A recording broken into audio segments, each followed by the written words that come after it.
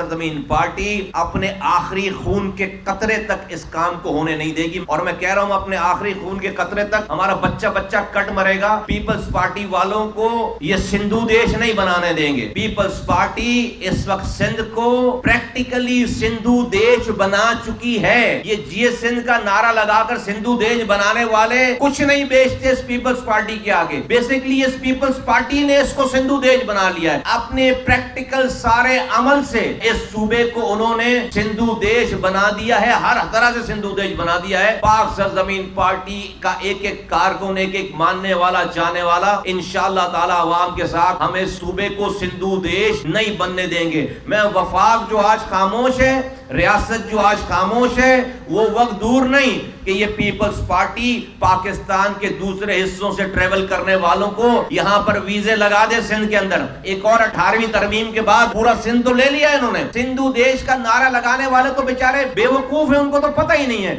صحیح معنوں میں سندھو دیش تو پیپلز پارٹی نے اس کو بنا دیا ہے۔ ایک وقت آئے گا کہ کل یہ پاکستان کے دوسرے حصوں سے آنے والوں پہ یہ ویزا لگا دیں گے سندھ کے اندر۔ اسلام آباد سے آپ آئیں گے، یہ پیپلز پارٹی یہاں پر سندھ میں ویزا لگا دے گی۔ پیپلز پارٹی نے زرداری صاحب کی جاگیر بنا دیا اس کو۔ پیپلز پارٹی نے اس صوبہ سندھ کو اپنی جاگیر میں کنورٹ کر لیا۔ حکومت نہیں چلا رہے، اپنی جاگیر بنا رکھی ہے، اپنی بادشاہت بنا رکھی ہے، اور ہر دن کے گزرنے کے ساتھ ساتھ یہ سلسلہ جو ہے وہ بڑھتا چلا جا رہا ہے۔ تو ہم پاک سرزمین پارٹی نے یہ فیصلہ کیا ہے کہ 10 محرم عاشور کے بعد، جو کہ بہت قریب ہے، انشاءاللہ تعالی پاک سرزمین پارٹی سندھ کے حکمرانوں کی زیادتی کے اوپر سڑکوں پر آنے کا ہم نے اعلان کیا ہے۔ ہماری بات نہیں سنی گئی، ہماری بات نہیں مانی جا رہی۔ ہم ہر ایشو پہ ہم نے بات کر کے آواز اٹھا کر ہم نے حکمرانوں کو کہا ہے کہ اپنا قبلہ درست کرو، ہماری بات نہیں مانی گئی۔ ہمارے پاس اب اس کے علاوہ کوئی چارہ نہیں ہے کہ ہم اس ظلم کے خلاف سڑکوں پر